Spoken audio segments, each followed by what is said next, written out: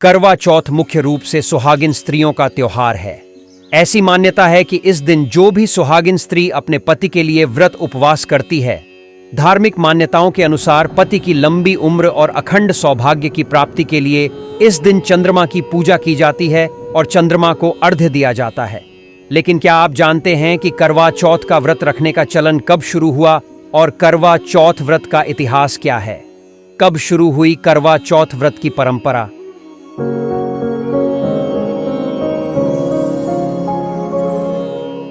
कई प्राचीन कथाओं के अनुसार करवा चौथ की परंपरा देवताओं के समय से चली आ रही है। ऐसा माना जाता है कि एक बार देवताओं और दानवों में युद्ध शुरू हो गया और उस युद्ध में देवताओं की हार हो रही थी। ऐसे में देवता ब्रह्मदेव के पास गए और रक्षा की प्रार्थना की। ब्रह्मदेव ने कहा कि इस संकट से बचने के लिए सभी देवताओं की पत्नियों को अपने अपने पतियों के लिए व्रत रखना चाहिए और सच्चे हृदय से उनकी विजय के लिए प्रार्थना करनी चाहिए। ब्रह्मदेव ने यह वचन दिया कि ऐसा करने पर निश्चित ही इस युद्ध में देवताओं की जीत होगी। ब्रह्मदेव के इस सुझाव को सभी देवताओं और उनकी पत्नियों ने खुशी खुशी स्वीकार किया। ब्रह्मदेव के कहे अनुसार कार्तिक माह की चतुर्थी के दिन सभी देवताओं की पत्नियों ने व्रत रखा और अपने पतियों की विजय के लिए प्रार्थना की। उनकी यह प्रार्थना स्वीकार हुई और युद्ध में सभी देवताओं की जीत हुई।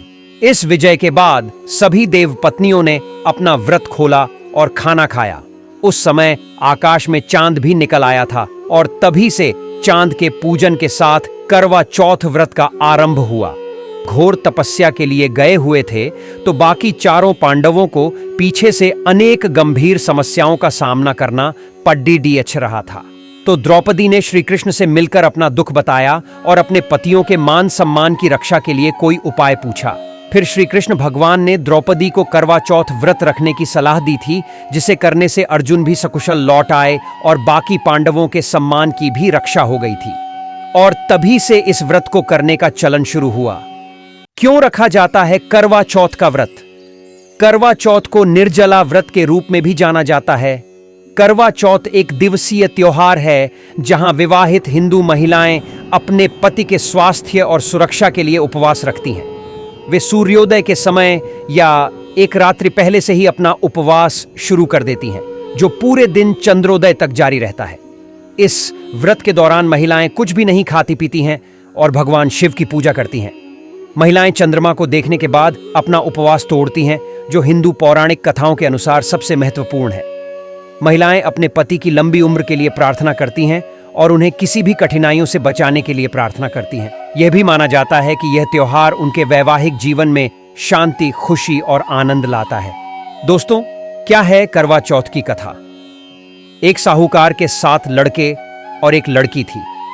एक बार कार्तिक मास की कृष्ण पक्ष की चतुर्थी की तारीख को सेठानी सहित उसकी 7 बहुएं और उसकी बेटी ने भी करवा चौथ का व्रत रखा। रात्रि के समय जब साहूकार के सभी लड़के भोजन करने बैठे तो उन्होंने अपनी बहन से भी भोजन कर लेने को कहा।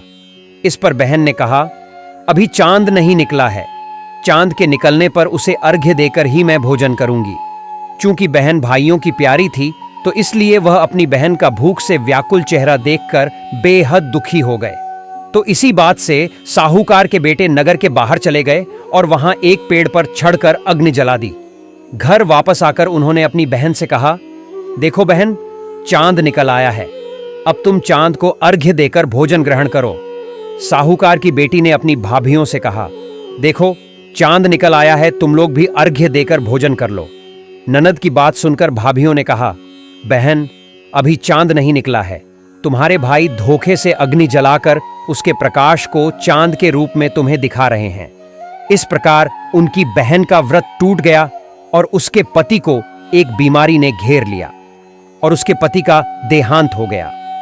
साहूकार की बेटी को जब अपने किए हुए दोषों का पता लगा तो उसे बहुत पश्चाताप हुआ। उसने गणेश जी से क्षमा प्रार्थना की और फिर से विधि विधान पूर्वक चतुर्थी का व्रत शुरू कर दिया। उसने उपस्थित सभी लोगों का श्रद्धानुसार आदर किया और कठोर तपस्या की।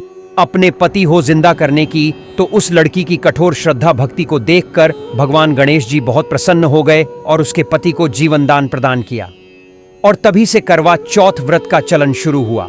तो दोस्तों, इस प्रकार करवा चौथ का इतिहास बहुत पुराना है और इससे जुड़ी कई कथाएं प्रचलित हैं जिसमें पति की लंबी उम्र के लिए व्रत रखना मुख्य है।